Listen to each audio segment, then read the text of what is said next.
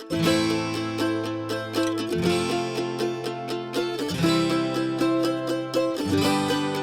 right, well, it's good to be back for the Ekklesiacast, the three amigos back with us. So we're finally able to make all of our schedules work together, so good to be back. We're going to just kind of talk through Pastor Eric's message a little bit and dive back into the book that we were all working through together. So that's what we're doing today. So good to have you back, Sounds Eric. good. Good to be back, yeah.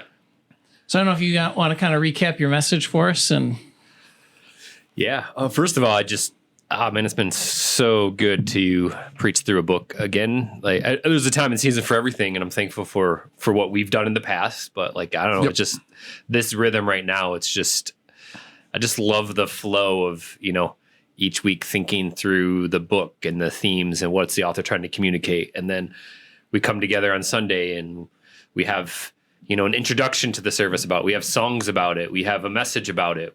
And now we're able to talk about it in our small group. It's just, it's been very enriching. And then, our method of different guys speaking, the ability to hear the insights the Lord's teaching to you guys and to others. It's just been, just been rich. And, just such a good portion of scripture again. And really, kind of the first, as I mentioned, he's been coming off of this song of praise and just exalting in God and his plan of salvation and these various aspects of it. And then makes, like the authors typically do in the New Testament, says, now in light of that, here are some things that you should do. And that's really what I focused on, was the call for the people of God who were suffering, who were being persecuted. And he was, in essence, as I'm reading it, saying, that's never a reason for us to not still live out our faith, and encouraging them to do so. So to be a people that hope fully and to be a people that pursue holiness. So just, really, really clear. There's more to this that, you're going to hit on this week, John, and others stringing that together. But I just kind of had the first imperatives here and commands within it. So, it's just, I thought really good, really clear. It's pretty clear what he's saying. I know there's different ways we can apply it and talk through it, but just a good section of scripture. Yeah. Yeah. I really appreciated you bringing out I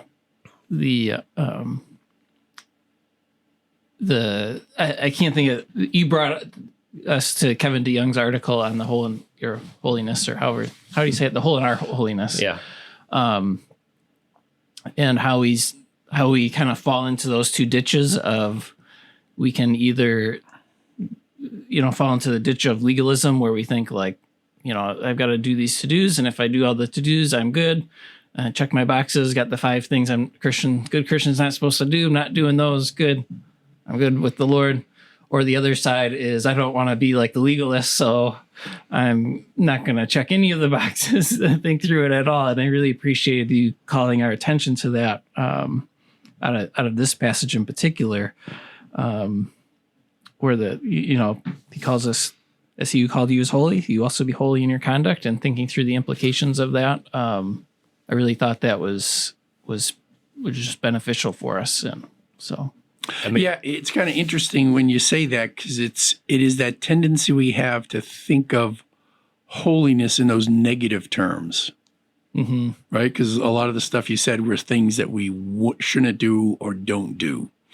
And it seems, I don't know why, and maybe it's because we're sensitive to our sin and we recognize that we'll never be like God in that sense because he is without sin, that we just then accent the negative things without the life that really he expects you to live. And that's why I like the way you kind of focus just in on this is God's character and we should reflect him in that, which was I think a positive way which is what I think Peter was trying to do, is present that in a positive way. Now just be holy like he is holy. So these are the things that you are to do and so forth. Yeah, which I agree, because I think the addition he emphasized as obedient children, which I know you touched on in your message before, identify yourself as a child, be like your father. seem to be the Yeah. kind of the simple positive way he is doing that, and then contrasting that to don't do the things you formerly did in your ignorance and those passions, but be like this. And yeah, just right. So a real positive, like we do have a life that we live, and that's in that sense, from our perspective, it should be a good life that we live. That it is good, like that is, and that's not discounting that we all stumble and we all fail at points, and we have to deal with ourselves and our sin. So we get that. We're not trying to diminish that, but we do want to look like him, which means there's a lot of good stuff that we do. And that's what we see with Jesus. I mean, we see him. That's why I always think this whole question of holiness is really interesting when you think about Jesus's life and how he was in the world, but not of the world. And he was never stained by the world, though he interacted with it regularly. His holiness was never diminished. It was never compromised as he engaged in all the activities of life, which the Pharisees and the scribes, like their minds went crazy when, he would do things like touch people and like, how are you touching them? Like that'll make you unclean. And he's like, no, and you're like, no, like it won't. Or he would make his, the parables of the Good Samaritan. Those so many times, I just think he was blowing the minds of the Pharisees. Like it was just totally tearing at their foundation of what they conceived, what they thought, and so forth. Yeah. On this topic, are there any other reasons why you guys, I mean, I think Kevin DeYoung, some of what he was doing did hit on that, but why do we as believers seem to struggle with having more of this kind of positive, vibrant faith and outlook? It definitely seems, and again, I don't know what it's like worldwide. Sometimes in American culture, we are just very, very prone to more of that negative, kind of critical calling out bent versus that, kind of this positive, resemble your father, live hopeful. And I don't know, are there any other reasons why you guys think that may be? Yeah, it's, I think, because I think he points it out when he was going through those things. I think in our recent history, and by that, like last 50 years, I think there's been such an emphasis on, the cultural wars that we seem to miss the life that we are just to live. And we get lost in these cultural wars and in these kind of fights that we get into, which seems to want us to recognize that we're different. And so we're always looking to be different, and that's saying no to things rather than yes to things. Maybe, the other thing I've thought about is maybe it's our way we've discipled people. That, as we've discipled them, we think it was easy to give them the rules and the regulations because those are their questions. When you're discipling people, they want to know, like, how should I live? And so it's easier just to, I think, sometimes say, well, we just don't do this. And why don't we do it? Well, we just don't do it because we want to be different from the world. And when you're young in the faith and you're just learning it, sometimes that makes sense. So maybe that's why, we just haven't done a real good job at walking people through the faith and really answering their questions, not from do this and don't do that, but from thinking about who God is and how we are to live and how we grow through that and learn through our mistakes. And so, I know sometimes so I would say maybe those would be a couple of ways in which we've inadvertently created the environment where we've just replicated that mistake. Like the Pharisees, out of a genuine interest to understand, like, how do we live this? The one I like to use with the Pharisees is the Sabbath, and don't work on it, but they were allowed to do some things in the Sabbath. And so they had a genuine question, like, what constitutes work? And then they came up with their weird regulations, like you could walk so far, and if you walk past this amount, well, that's work. So then you would stop, and then you'd wait and rest. Then, so you would get around it. And it's like, but you're missing the intent of what the Lord was trying to say in it. And so I think sometimes we make the same mistake out of those good intentions. Like, people want to know, like, should I do this or shouldn't I do that? And we just say, well, do this. And as opposed to like, well, think through what is this and what is that? And what's the source of it? I like the way you said it in the message. I think you were kind of in the closing part of it, and you were saying about how, holiness is more inside here and not a behavior. Like, you were purposely trying to avoid the trap of saying it's this. Like, here's the behavior. It's more in here. It's in us. And if it's in you, it will come out of you in a behavior. But you got to first have it in you. And I thought that was a good, like, yeah, that's the way this works. Like, it's got to be in you and then comes out of you. And if we just focus on the outward side, then we're missing that inward piece, which then creates all the turbulence with our holiness, right? That's where especially you get into the legalist side of it, and all that goes with that when we just focus in on behavior. And we're all, I know myself, we're all guilty of judgmentalism, thinking this is the way in which you live the faith. And if you don't do it my way, well, then I'm going to judge you on that. Something's wrong. Really, right. You have to be charitable in understanding the different expressions of that, and have charity in that. And as Christians, we sometimes miss that. It's like we don't marry our love to our holiness, and we don't marry our holiness to our love.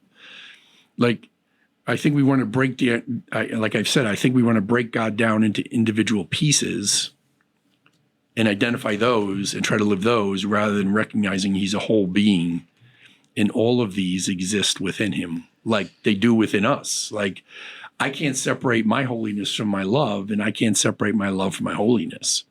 And they, sometimes they clash with each other. Like, I'm not sure how to work this out and how to be this and this. Like, I don't know. Where with him, it's perfect. Like, he's perfect in that. But to me, the encouragement is God created us to be like that.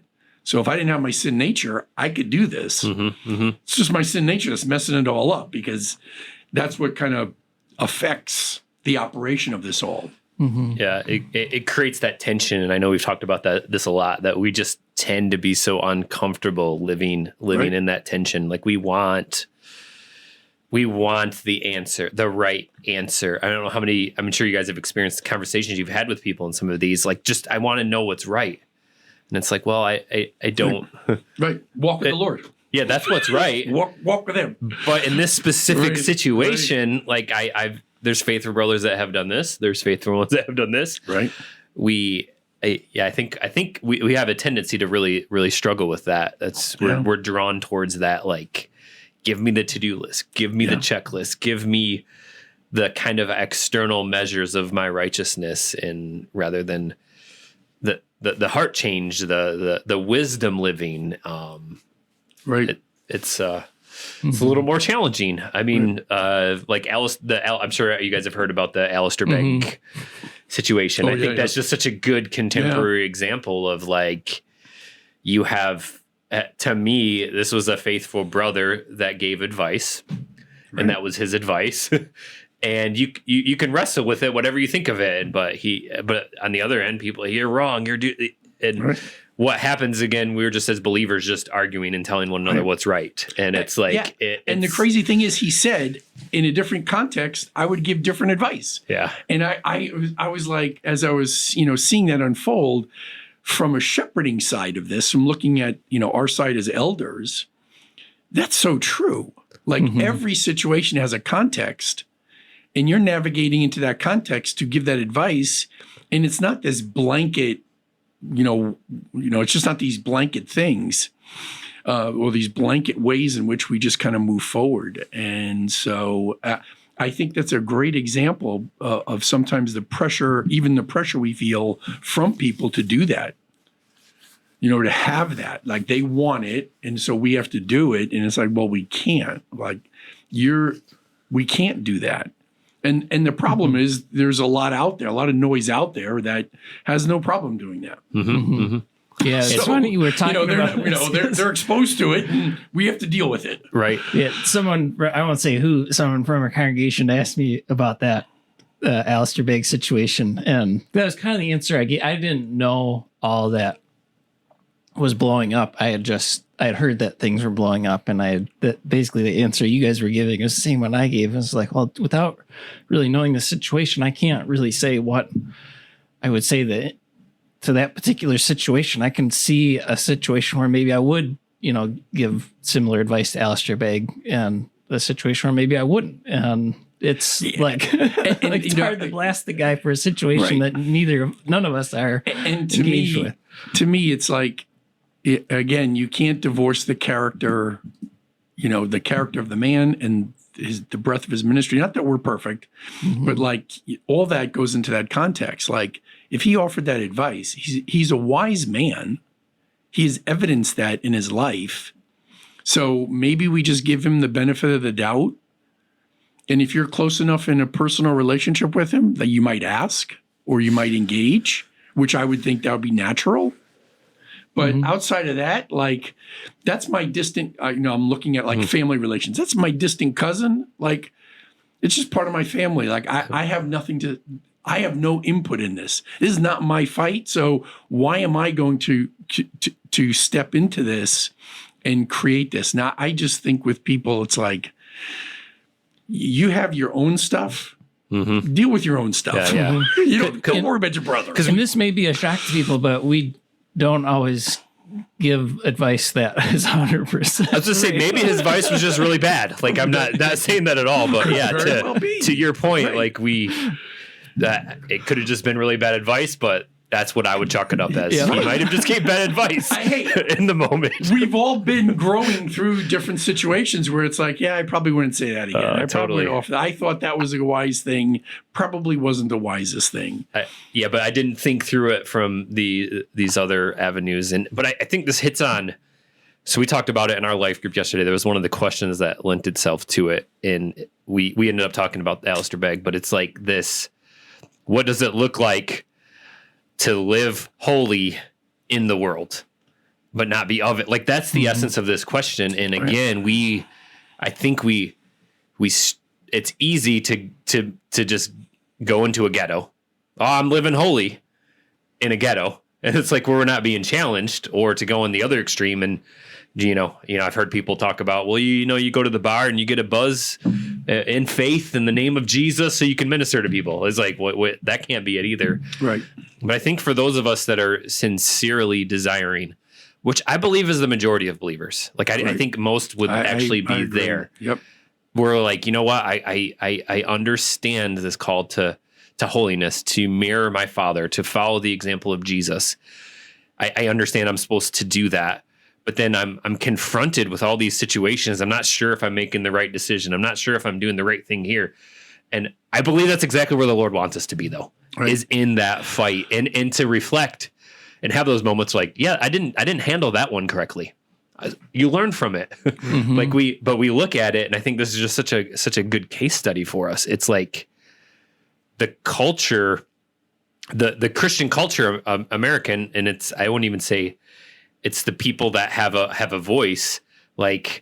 He's failed. Alistair Begg has failed in their mind. And it's like they want to bury him. Failure is final.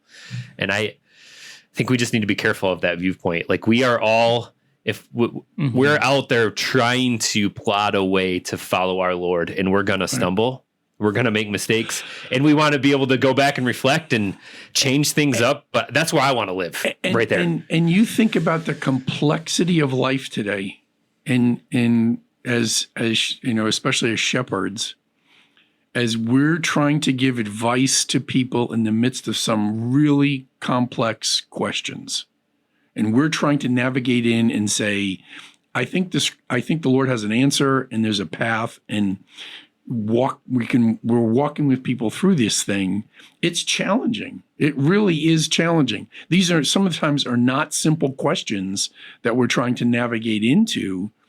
And so, but I think going back to your question before about what are the things, the other one I wonder about that maybe we've missed on because we're not sure how to deal with it, is the subjective work of the Spirit in our lives as He moves in our lives.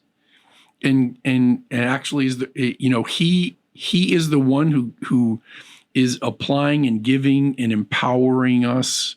And so He will regulate our lives. And when we're cultivating the proper life with the Lord, we're developing that sensitivity to the Spirit to allow Him to move, to give us wisdom, to guide us, to bring forth our judgment well, and so forth. And maybe the absence in a lot of conservative fundamental circles, the absence of any attention to the Spirit, because it is subjective. And, again, our tendency, because maybe one group overemphasizes, we will de-emphasize to try to bring balance. That maybe that's it. Maybe that's another complicated factor here, because if we do trust the work of the Lord in His people, then we're trusting that the Spirit will be in their work. I know one of the things that we would teach our kids when they were young, once they responded to the faith, we would say to them when they do something wrong, we would say, well, when did the Lord tell you it was wrong?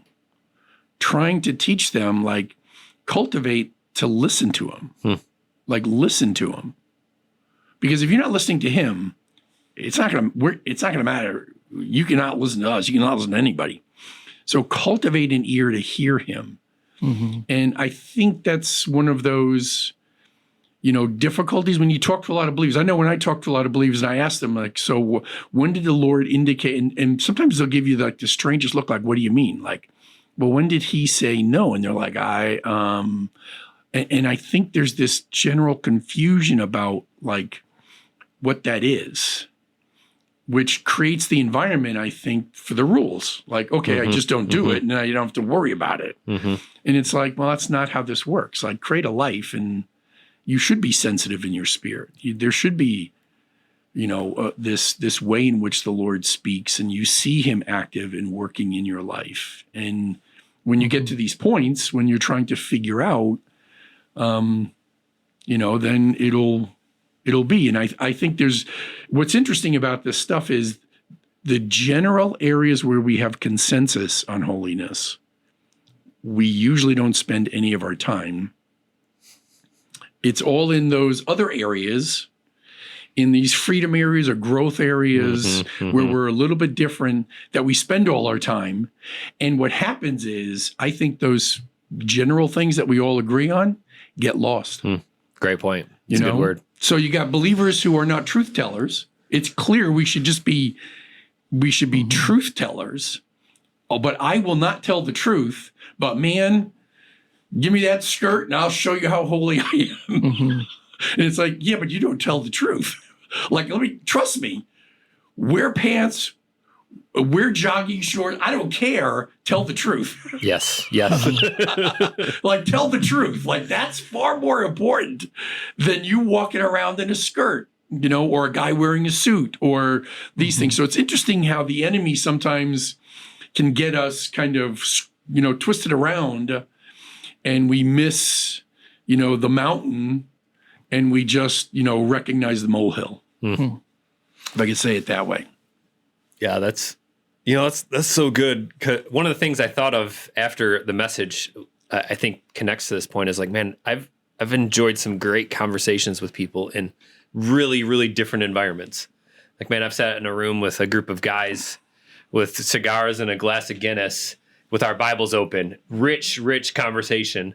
I've gone to events with the North American Mission Board, Southern Baptist Convention, and you're sitting there sharing a meal together, or guys wearing suits and having great, it's like, what's the connective thing there? It has nothing to do with the external dress or activities we were doing, but the spirit that's in us, the truth we're talking about.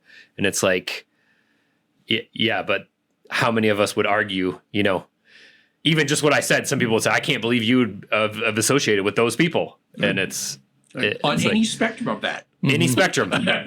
Those guys are those guys. Yes. And it's so depending on who you're talking to, any one of those groups, anyone could be. I could be a heretic to all of them, and it's. But I've enjoyed rich conversation in all of those environments. And right. And that kind of, I haven't totally studied the whole passage yet that I'm going to be preaching, but it does tie into one of the first things that Peter says in that section is that, if you call on him as Father, how does he say that? A judge who judges with impartiality, like serve a Lord who's like not looking at any of those external markers, but he's judging impartially. And it's like, well, yeah, that really shifts your perspective when you're stuck in looking at those external. Right. Because, and I think in that past, so, like you said, it's just so wonderful as we work through a book and we just connect everything together. But again, I think this would accent, again, when you look at the Jewish people and the monolithic culture they had. So that idea of holiness was, I'm going to say it this way, was easy for them because it was monolithic. It was like, this is us. It has every bit of life in it, all aspects of life in it's all there. Now, all of a sudden, you got these Gentiles and Jews. You got all this diversity going on. These guys are getting circumcised. These guys aren't getting circumcised. These guys are following the law. These guys aren't following the law. You got all this mixture going on. And so I love the way he brings into that, man, don't get lost in you're going to make these judgments of right and wrong. Like, realize he's going to do that because you were redeemed with these imperishable, these wonderful things. Like, you were redeemed with his precious blood. And he made you a part of his family and you can walk with him. So, yeah, I think it's just amazing how he hits us with the reality of this is the body of Christ. And the body of Christ is diverse and it's different. And it's interesting, we're talking about this. I was just working on my lessons for my next mission trip. And this next book, the third book, is on trusting God. And it's on a lot of issues in the Christian life. And so as I was working on stuff, I was like, well, I wonder how in the Indian church, they view some of these things. And they were issues, they were, common issues, just common issues you face as Christians. But they were toward the end of them, they were talking about suicide and death and homosexuality and these kind of issues where I'm like, well, I understand the American church and how we view these things. But the Indian church, how do they, and I really am curious. I wonder how they view these things. And then the other thought I had was, I wonder what issues in the Indian church, are the issues that they face. I see these issues. Maybe they face them. They might. But I wonder what issues they face. They actually, in their culture, in their space, these are the issues that we really, these are the stumbling blocks for us that we get messed up on in discipleship. So really curious as we go through it, because I think it's that. I think it's this is the body of Christ is big and it's large, and there's you just think about different places where people are, different growth places where they're walking with the Lord, but they're growing, and so they're learning, and so there are things that we've all had this where you look back in your life and there are things you did that you don't do, and then there are things you didn't do that you do. Why? Because you've grown, because now you've developed, and we see that as all good things. And if we're always judging one another, then it was funny because what I thought of when we were yesterday, one of the images that came in my mind was, we use holiness like a battering, like a bat, and we beat each other with it. I'm going to beat you up now with this because and we just, bang on each other with it rather than see it as the way the Lord sees it, like this, I want you to be like me. Like I've called you to me and I want you to be like me. Mm-hmm. And so be holy, like strive for that. I like the way Paul says it in 2 Corinthians 7, pursue it, like pursue it so that you could live this and you can touch people's lives. Like, and that's the thing I find so beautiful about Jesus. His holiness never impeded him from touching people's lives. And he touched people all the time. I mean, physically and metaphorically. He was consistently engaged with people. And I think of myself and I think, man, that's my greatest stumbling. One of the things that I feel like is an obstacle, like to really engage with that and to not judge that, but to engage with it. Mm-hmm. Just so stinking hard sometimes. Mm-hmm. I find in my own life just hard. Yeah. To do that well, to really walk away and having lived that well. So that God is truly honored and glorified in that. Yeah. Yeah. Good stuff. Other things from the message you guys want to talk through? Is that about cover it?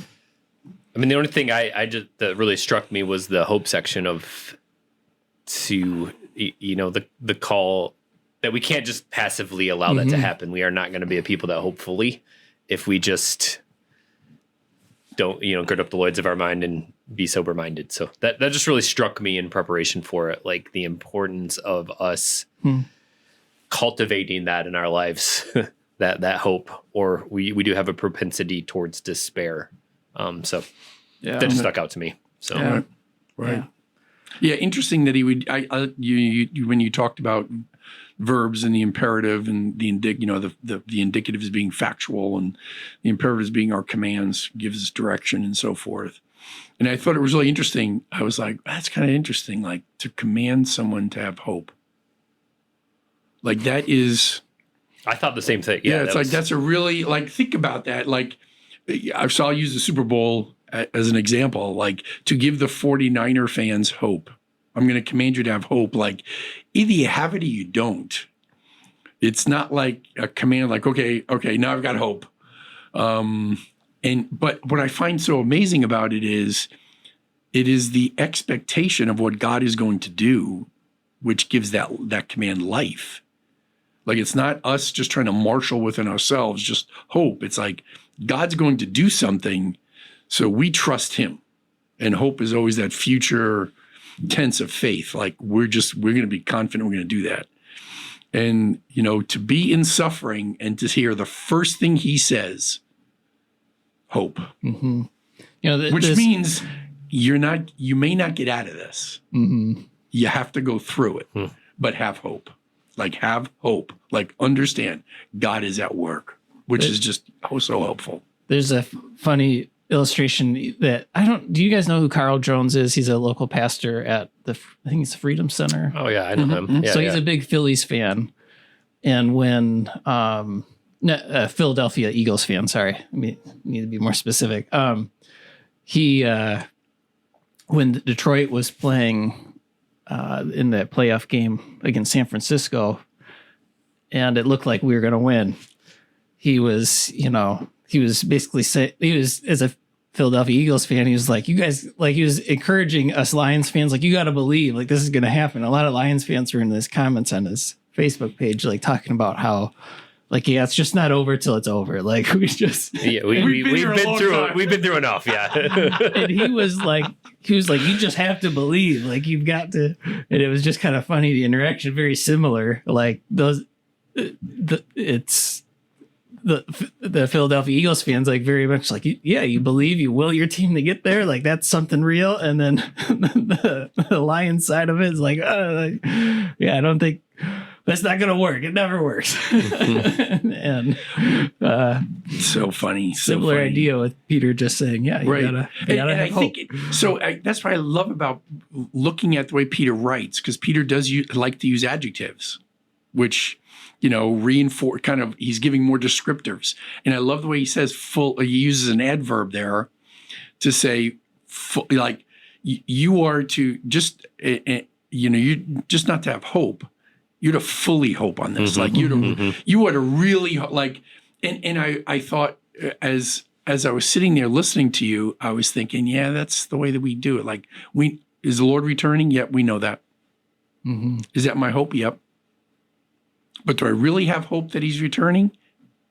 Like, it's a different statement. Like, is my hope fully on that he's returning? Or is my hope on something else? Like, is there an aspect of my hope that is, well, maybe my immediate situation will change a little bit and that'll be better. And he was like trying to get them off, like, no, fix it fully on that. Like, that's your hope. Your hope isn't for your immediate circumstances to change. It's for him. That's where your hope is. And that to me is just such I think a great reminder for us as believers. Like that's our hope. That's our expectation. That's the great thing that's going to happen. He's coming. He is coming. And what a wonderful, wonderful, comforting thought that he is coming, especially when we're going through something where we're getting pushed and shoved and maligned and misrepresented and defamed and shamed. Like he's coming. And man, it'll be all made right. Like in that day, it'll be all made right then. Amen. Good. We've been together working through a book. And this chapter that we're working through is really about shifts in our thinking, like trying to understand, and maybe this kind of relates a little bit to what we just talked about before, perhaps only a little bit, but the chapter that we've been working through is dealing with just how to address problems and issues that arise and how we need to sometimes think differently through things. And so we're just going to kind of work through that and talk through it a little bit. I don't know if Eric, you kind of want to give us like an overview summary of what these, I can't remember if it's 6, 7, 8, or 10 of these principles that we're going to look at, but if you could just kind of take us through some of those. How about I just read one? If you got comments on it, we'll talk through it and we can go through them that way. Yeah. So the first one, the author said that today's problems come from yesterday's solutions. Today's problems come from yesterday's solutions. Man, it was so, when, in reading that, when he was saying that, and again, we're taking, this is a business book that we're taking and kind of processing it through, the life of being a shepherd and kind of leading from that vantage point and so forth. And that just so resonated with so much of like shepherding, like so many things come because something's worked in the past. It's been good in the past. And it's like, we just have a hard time changing that and adjusting that. And like, we just keep doing that. And so it seems like sometimes, I don't know if you guys feel this way, but sometimes I feel like the church is always 10 or 15 years behind because it's always looking in the rearview mirror, looking back at what worked rather than looking ahead at what we need. And I thought that one just like really grabbed that. Yeah, and not actually connecting, because we think our solution is the solution. Right. That perhaps, our solution is actually the problem, the major impediment in our life. Right. And it's not saying anything that the solution was bad. It's not. And I think that's sometimes what happens that gets misrepresented. Because we're going to do something different, the impression is by sometimes people is, oh, so that was wrong. And it's like, no, we're not saying it was wrong. That just worked back then. That's all. It worked well back then. And we have to look now and not then. It's a hard thing to do as a leader because we like success. We want to be successful. Like we want to do things well and we have done things well. And so, we do that. But because we're changing something, it's not making a statement that was bad. No, we're probably acknowledging it was good. Like it got us here. And sometimes, so what seems to be a success on a surface level isn't always as successful as we think it is. So one of the things that another great point, John. Yeah. That's a good one. So, this is a little bit like of an imperfect illustration, but when we were living in Minneapolis, we were the school I was a part of had fairly big church and that long history in Minneapolis. Impact with children's ministries and that kind of different things. And I was always amazed at how many people in our apartment complex had formerly, when we get in conversation, they're like, oh yeah, I used to go to church there. Or, as a kid, I went there, and I was always like just discouraging because it was like, well, what happened to you? Like what? And they just tell the story like this rah-rah children's program they were part of that was really good. On a surface level, had great success, but the lifelong fruit of it was non-existent. And this isn't to criticize the church. It's just there's so many times that these things that seem like so successful, you look at them like, well, that's just not. It's really not. It seems great, but it's not. Yeah, because what that is often we use the wrong measurement to actually determine of whether it's good or bad. Yeah. So it's their measurement was probably like people came, they had fun. Rather than do they continue to walk with the Lord after they come through it. So that's good. And some of that you don't know till decades later too. So you got that built into it. But as a leader, it's just really, I think it's just really challenging as a leader not to get caught into that trap. And especially in the church when we're more conservative, so we like things the way they are, that fits us a little bit. And so we want to do that. Sometimes, realizing and recognizing, as I've often said, the church, like in one sense, we're still, I think we're moving away from it in the last 10 years. So the decade of the teens, from 2010 to now, the movement has happened. But up to about 2010, man, the church model was still the model we were using from the 1950s. And it's like that we're no longer the 1950s, but that's the model we're using. And it's like we have to adjust on this. Like we have to change. This has to change because we're not that culture anymore. We're not that. That's not the case. We are a mobile, moving society. Which makes us have to think, okay, how do we do this? It's not a giving over to culture. It's just an acknowledging we're living differently. So how do we do this? It's going to require some different answers, which means different thinking. Yeah, that's good. Which I think that leads right into the next one the author talked about was the idea that the harder you push, the harder the system pushes back. And This one hit me hard. I remember when I read it the first time as I was really reflecting because it's, it uses the example from George Orwell's Animal Farm. And talked about the horse who just kept working harder, but the harder he worked, the more work he had, not knowing that the whole system was being, manipulated by the pigs.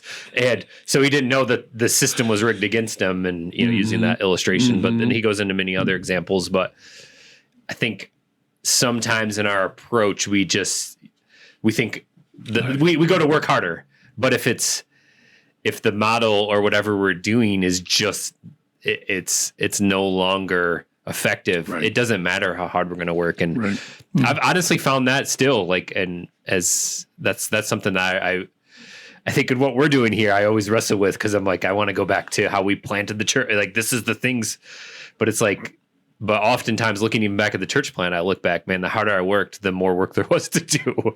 And so it's like to take a step back and look at it systemically. Well, maybe there's some assumptions or activities that aren't the best practices and things to be doing. So, yeah. I think that was a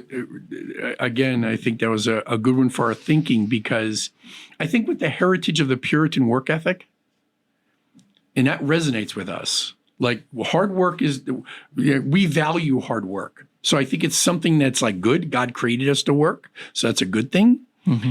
And so like you got that good thing and then the enemy takes it and I think twists it. And then we just work we just figure if I can do this more and do it with greater energy and effort, like we'll achieve it.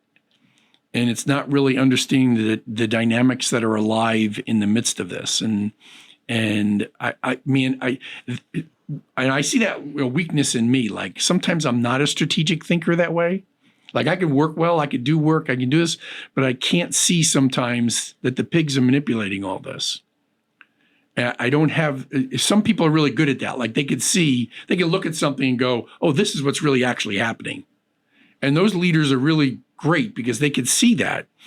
I feel like sometimes I can't see that. And so I just work because I don't see that happening. Mm-hmm. And then eventually, here's the task and needs to get done. Right, yeah. And eventually eventually it's exposed, but after a lot of work, it's like I could have saved myself a lot of effort if I could have just seen that. I just, the way I'm wired, it's like I'll just do it. Like I'm good with it. Like my wife likes to say, you're a Clydesdale. Like you're big, you're strong, you can do the work, and you just do it. And I'm like, yeah, maybe I should. Maybe sometimes I need to think a little differently about that. But I can't see that. And I find it amazing when leaders can see that. Like they can recognize that and realize it. Because I think it really does make us more efficient in our work in what we're trying to do. Mm-hmm. But it takes skill to do. There's an aspect of within people that there are just some people that can really do that well, and I know I can't. Mm-hmm. Which to that point, I've another reason I find it such a blessing to have a plurality of elders, because I think it forces us to think about those things, where otherwise the tendency would probably just to be to plow ahead and do it, right? To do it the way that I would do it this way because that's the way I would do it, but then when you have those discussions, like, oh wow, I didn't think about that. That's a great point. Right, it kind of forces us to slow down and I think it pull us back a little bit from that. So I think it really does. I think the beauty of that is it allows those different giftings to come out, and the benefit of those when you're the singular leader, you just dominate the floor and. Everybody's going to look like a Clydesdale because that's what you are. And it's like, nah, we're a team of horses. And a lot of the, depending on where they are and where they're positioned and how they work out, like that different gifting comes out, which to me is very beneficial, very, very helpful in the overall, not only health of our group, but just the direction of our church in that sense of how to think through these things. And change our thinking about it. Like, that's really good. Because that's how I know myself, that's how I learn. Like, oh, I didn't think about that. I'll put that away. Like, I'll tuck that into my toolbox. And it helps me to think that way. The way one person thinks helps me to think that way as well. Like, oh, that's a good way to think of this. And I appreciate that. Like, you can learn from others this way, in a positive way and so forth. And so it just may not be your strong suit. Yeah. All right. The next one, the statement is behavior grows better before it grows worse.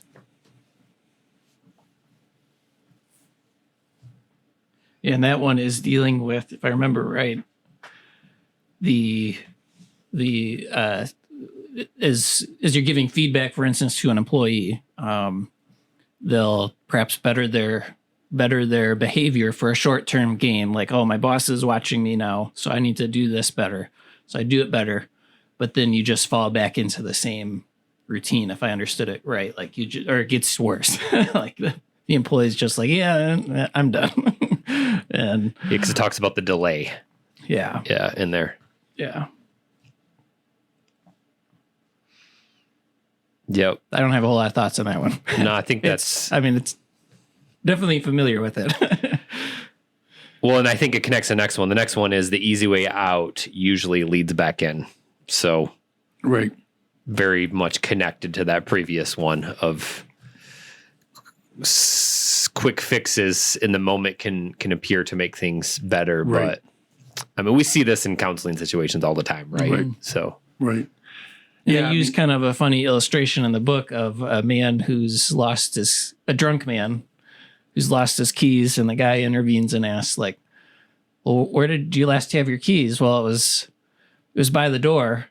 Well, then why are you looking here? Well, because there's light here. And it's like, well, probably should find a way to bring light to your front door. To look for your keys over To there. where the keys are actually at, yeah. But that was hard. That would have been challenging for a drunk man to do. So I appreciate that illustration. I thought that was good. Yeah, I think this is I think for us as shepherds, the way this gets into our thinking is, I think because we want people to change and we want people to move forward and advance in their life and do this. I think sometimes when we put pressure, the way I like to describe it is like we could twist your arm and get you to do things. And as long as we're twisting your arm, you'll do them. But what happens when we let go? And I think it's that for us, we have to take this long view of change and how the way the Lord works in people's lives and what will happen to bring about change into their life, and not get lost in the immediate, like when someone says in that, I like to call it crisis theology, like in that crisis, they'll change anything. They'll tell you they'll change. I will do this. I will do this. I will be this. I will. And, they want to become the greatest Christian in the world. And it's like, okay, we'll see. Like, hopefully I really do hope that happens. And I'm going to pray that happens, but I'm not going to get too excited until, months down the road when I still see you as alive and on fire. That's going to let me know that really change has taken place and it really has altered. And that, I think that's hard sometimes when you want the best for people and you want to believe that what they're saying and going to do is like, yeah, that's going to be really good. You have to take that different view and realize that as we change culture, as we change as believers, it takes time to work all this stuff out, and we've got to give it time to breathe and move and kind of walk with that as that goes through. Which I found that those statements were resonated, because I think sometimes we can get lost in the immediate, like right now, in the immediate happening of something.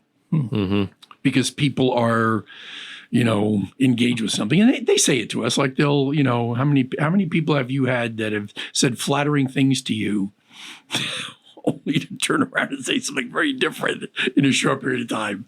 And it's like, how did you say those two statements? I don't get that. I know the old joke that Laura and I have always had is when someone visits your church for the first time and they're over the top about it, you'll never see them again. Right. To this day, it's usually been true. But back to the point of the temptation as leaders to exercise the arm twisting behavior. I think that is vitally important for us. Sometimes as shepherds, if we don't have our identity rooted in the Lord, we can allow the pressure of I need a ministry like this to feel fulfilled, and we can actually participate in that behavior out of our own insecurities. Right. Particularly if we, depending on what kind of circles we're in, with it can be very kind of competitive amongst pastors. Unfortunately, I'm just speaking the truth. So to make sure that our identity is rooted. And again, just another positive thing for having a plurality of elders here locally with that same vision in mind, where we encourage one another. Like, no, we're using a different metric. Like, this is the Lord's work. We're striving for faithfulness in these areas. Right. And we're trusting him in that. So. Yep. Number 5, the cure can be worse than the disease. So, obviously this is something that, politicians, many politicians through the years have said, right? Like, we've got a problem and, the government comes, I'm the government, I'm here to help. And what do? They don't help. They actually, we've seen it, the war on poverty, the war on drugs, like all the things that have happened culturally, over the last several decades. It actually has created a worse problem than they were actually originally trying to address. So, I think in church, I think the way we step into this misguided thinking is in policies. That we can very quickly create policies that are trying to address an issue that if we just would address the issue, we would have foregone the policy, but then we create the policy and then 2, 3, 4 years down the road, we're like, why are we doing that? Or 5 years down the road, why are we doing that? And sometimes we have no idea, like, why are we doing that?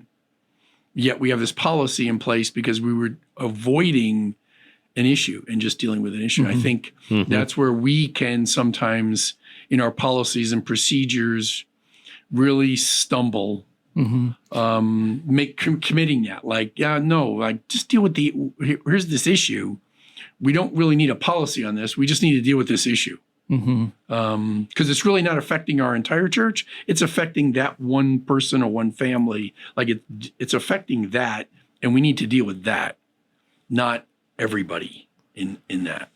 And I think it even this affects. It goes back to where we started the podcast on with legalism. And for instance, if you see someone in church wearing something that you believe is inappropriate, there's like different ways that you can deal with that. You could just say, hey, like, we don't wear stuff like that around here. And then you never, the person either never wears it again or whatever. Or the better solution is you go have a conversation and you disciple the person through like, here's modesty, and it gets at the heart change whereas if you're just like, just don't wear that. Like the person walks away thinking, oh, well, church is about a rule that I've got to keep and live by. And who knows why it's here? I don't get it. And walk away. And then you end up with Phariseeism. Right. Because in the context of talking, you're going to find out the story. And the vast majority of times, the reason is that people just, for that instance, it's that dress situation. Yeah. They don't think it's wrong. Like that's why they're doing it. And to engage in that. That was really good, John. Yeah. All right. Number 6, faster is slower. I'm going to read the first paragraph for this one. This too is an old story. The tortoise may be slower, but he wins the race. For most American business people, the best rate of growth is fast, faster, fastest. Yet virtually all natural systems, from ecosystems to animals to organizations, have intrinsically optimal rates of growth. The optimal rate is far less than the fastest possible growth. When growth becomes excessive, as it does in cancer, the system itself will seek to compensate by slowing down, perhaps putting the organization's survival at risk in the process. The story of People Express Airlines offers a good example of how faster can lead to slower or even full stop in the long run. Mm-hmm. Yeah. That was a good reminder. I think in terms of just the way we think about things in church, probably the only area where that becomes an issue for us is probably in evangelism, because we want to see people come to the faith, and so we want to see that. We want to experience that rapid growth and so forth. I think as shepherds, we recognize that our Christian life is kind of a lifelong journey, and there are ebbs and flows in it, and it's a matter of getting in rhythm with the Lord and how that works out. So I think we do a pretty good job with that, trying to think through that. But I think in the area of evangelism is where we're wanting to. I think with good intentions, we want to see people come to the faith, and we're watching this very slow process now of people coming to the faith. It doesn't say it can't happen rapidly, but it doesn't seem like it's happening rapidly. Like you talk to people and you just see more the greater difficulty in talking to people who aren't of the faith, like to actually have conversations, to actually have the conversations and get to the gospel and not end up the moment you think you're going to say something about the Bible or something about God, not end up in a conflict, like a different kind of discussion, because they're just going to come at it from a whole different venue or a different way, I should say. So I think that may be the one that like we want to see that fast, but it's like we just have to be patient and have to be patient. And I think it's hard for us to be patient in that. Yeah, and sometimes we don't want to invest the time in the conversation to say, are we ready? Right. For this, if the Lord just sent us 20 new believers, right, are we actually ready to absorb them, to disciple them, to invest? Because right. babies require a lot more time than adults. Right. And like, are we structurally ready to do that? Right. Everyone, I know everyone's desire is there, but Right. to really engage our mind on, Right. are we ready to invest that time as a group of people in that? And Right. perhaps maybe if we spent more time in that, maybe, like. Well, and to even make it more personal with Ecclesia, I've said it this way: you can't have 10-year relationships in 10 days. And sometimes that's what we want too. We want these deep, abiding relationships with each other. And it's like, well, you have a deep, abiding relationship. You walk with somebody for a long time.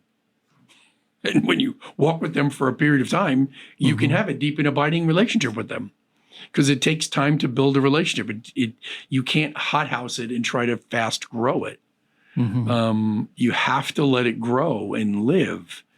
And we live in a society where we're just moving at we're just moving. We're moving at this real technology is coming at us, and we're moving at this accelerated rate, and it just keeps coming at us. And so we move at that rate. And, it's like, no, it takes some time, and you have to give it time. You need to give it time to breathe. You need to let it time to marinate. It has to take time to do that. You can't accelerate it. That's good. Yeah, and that ties right into the next one, where it says cause and effect are not closely related in time and space. And oftentimes we don't connect those two things together because of the delay. There's always a delay. So, Yep. Man, isn't that true? How many times have you prayed about things and then like time goes by and then it happens and you're like, oh, I forgot. I did pray that, didn't I? It's just so far between that. Like, I forgot. I've had moments where I've gone back. I used to be better at it, like of journaling regularly. And yeah, it's so fascinating to read back on some of those prayers then. And it's like, happened. I thought it just happened. Right. That's what took place. Like, that's the answer to that. Yeah. Yeah. It's so easy to try to make these quick connections and realize. And that's what I think is so beautiful about the Lord, because he is just not bound by our time frame. So that is never a hindrance to him. And I think we see it as a hindrance. Time is this hindrance to us, and he's never like troubled by it. So he just has this different framework as this works. I think the Lord, Jesus is a great example of that. Like, you ministered, how come you didn't minister for 30 years? You know what? You only ministered for 3, but you lived 30 before you ministered to 3. Like, weren't you able to when you were 10 years before that? Couldn't you minister for 13? Sure. Could it, you think about like the Lord's timing is just so perfect of how he just works all this out, and he's not troubled by it or anxious by it. And that's the other thing I find marvelous about Jesus. Like, he didn't have anxiety anticipating that. He just rested waiting for it. And I'm always like, man, Lord, that's a great lesson for me. Like, can I just rest in that and not get anxious about, like, I could just rest in your time of this. Like, it's good and I can rest in it. So, yeah. Good way to think. Yeah, number 8, small changes can produce big results, but the areas of highest leverage are often the least obvious. And I love the illustration later on in the section when he talks about the trim tab on the rudder of a ship. That is the most non-obvious thing when you look at a ship that's actually making and helping that thing steer. And I think a good leadership lesson, like we talk about change and making small changes, but the wisdom and the ability to be creative to see the non-obvious things. I know a few weeks ago, I feel like you kind of pointed something out to us as elders in a good way, Chris, to encourage us to. We need to be a little more creative sometimes in our thinking, and I think that's what this point hints on. Like, we don't just look for the obvious thing. Right. Like, we really need to consider the trim tab. Yeah, and with that trim tab, like he was talking in the book about, if you think about turning a ship, like like intellectually you think, well, I could just go push on like the bow of the ship.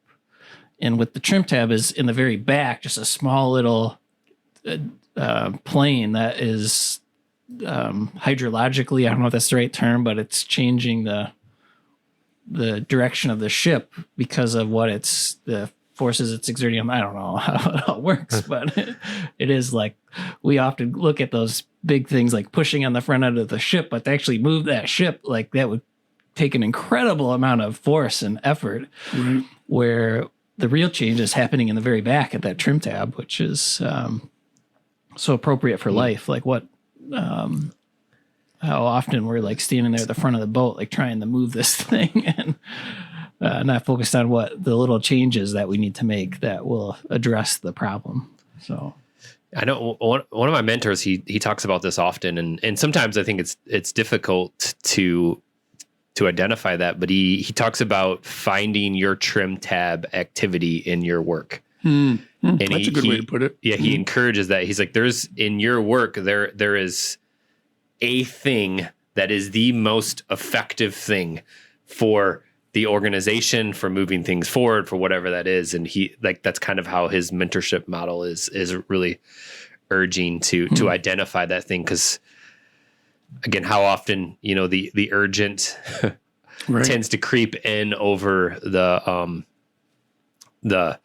most necessary and big priorities. So yeah, learning to identify what are those trim tab, either one activity or activities to do to really help the organization where it's at. So And I think for especially, so looking at it from our vantage point as leaders in a fellowship, especially for us, like for us to figure that out means we're all going to look a little different.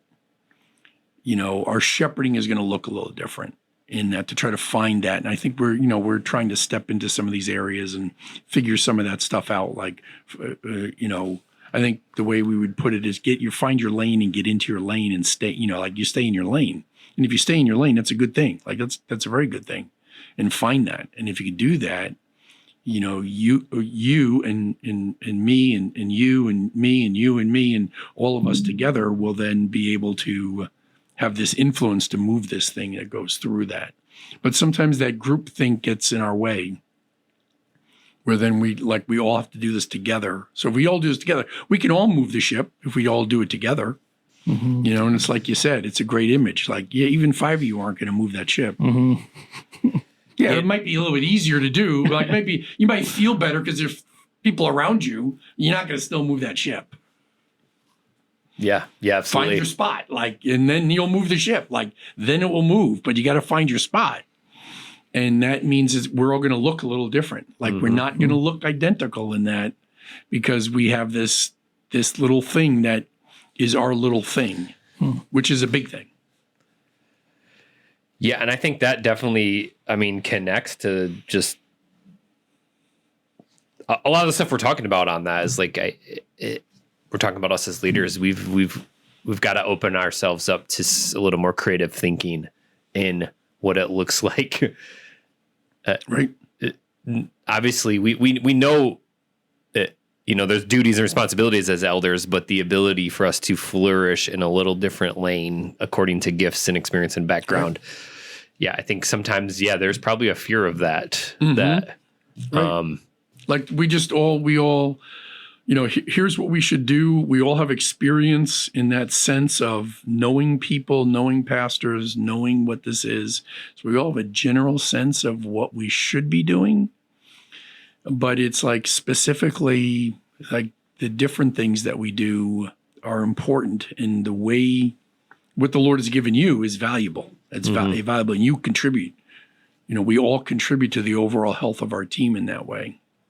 And so we just have to, I like the way he puts it, we have to find that little tab in our life, what that is, and then go for it. All right, just a few more. Number 9, you can have your cake and eat it too, but not at once. Interesting one.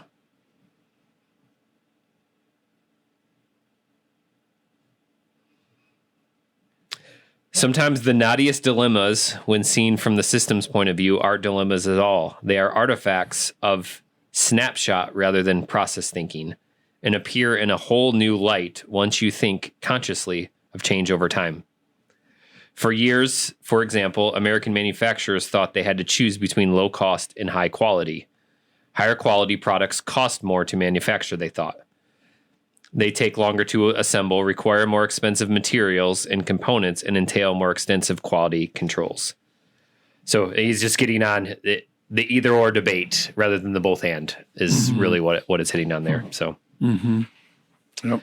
Any other thoughts on that, or? All right, Yeah. Number 10, dividing an elephant in half does not produce two small elephants. Yeah, so just to be clear, I struggle to understand that one. So, so I don't have a lot of input on that one. The last one that he's going to offer, I have some thoughts on, but yeah. Yeah, I mean, the obvious thing, you don't get two elephants from cutting in half. You get a mess. So perhaps things aren't always as clear as we make them out to be. But all right, well, let's go to the last one. There is no blame.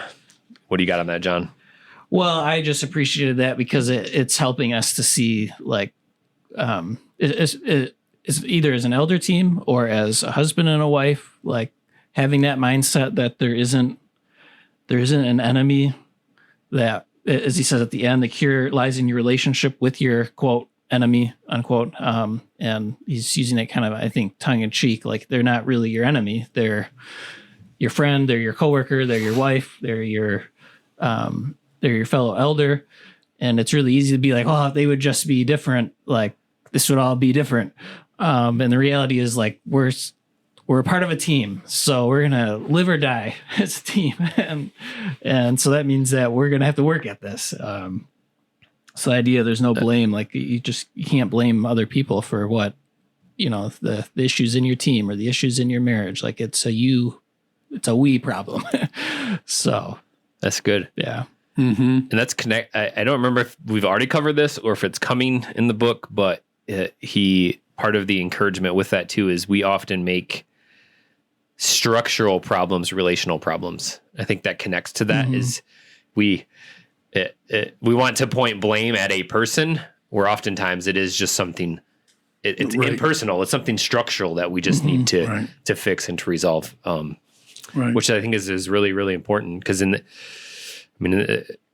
tendency as a group of believers and fellow, we can just have a tendency to do that. And just sometimes the reason the situation keeps coming up, it's not personal, it's not relational, it's something else that we just haven't maybe figured out yet, haven't got a handle on yet. So yeah, it's interesting that relationship, underneath that is this idea of relationship and the value of relationship, and trying to separate out issues from relationship. And I mean, I wonder if this is especially that one, I wonder if this is a consequence of now this amoral world in which we're trying to live in, where, before, when we had a more connectivity, kind of a wholeness of life, even when you were trying to give blame to someone, like people accepted, if they had done something wrong, they'll accept that. Like they'll own it and take the responsibility for it.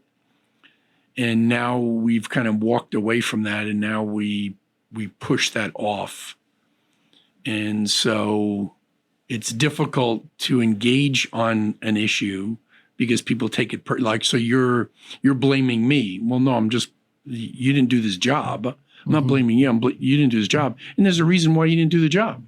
So we could just walk through what that is to get to the resolution of that. And it's not an attack on you per se. It's a recognition. And we don't have this mindset now where we just accept, I didn't do that. Maybe in the church, in our environment, is a little more of that, where we'll get people where they'll just say, I didn't do that, and I'll accept the blame for it. Because, but it turns so personal now when you're trying to step into this, and you're trying to protect the relationship as you're trying to address an issue. And it gets very entangled sometimes today in our world, where everybody wants to play the victim card of why it's not my fault. And they just don't see us working together. Like it takes us all to work together to do it. Like no one of us, if put it in a church context, no one of us, again, Jesus was the only one who said, I'll build the church. So none of us in that sense can take that, like bear that burden. He can. Yeah, we're all replaceable. Right. He's not. He will do it, and he'll use us to do it, and working together, and we labor with each other, but that means we're probably going to make mistakes, and we're going to have to accept the responsibility for that, and it's okay. That's we know in the Christian life, one of the ways in which we primarily learn is many times through our mistakes, and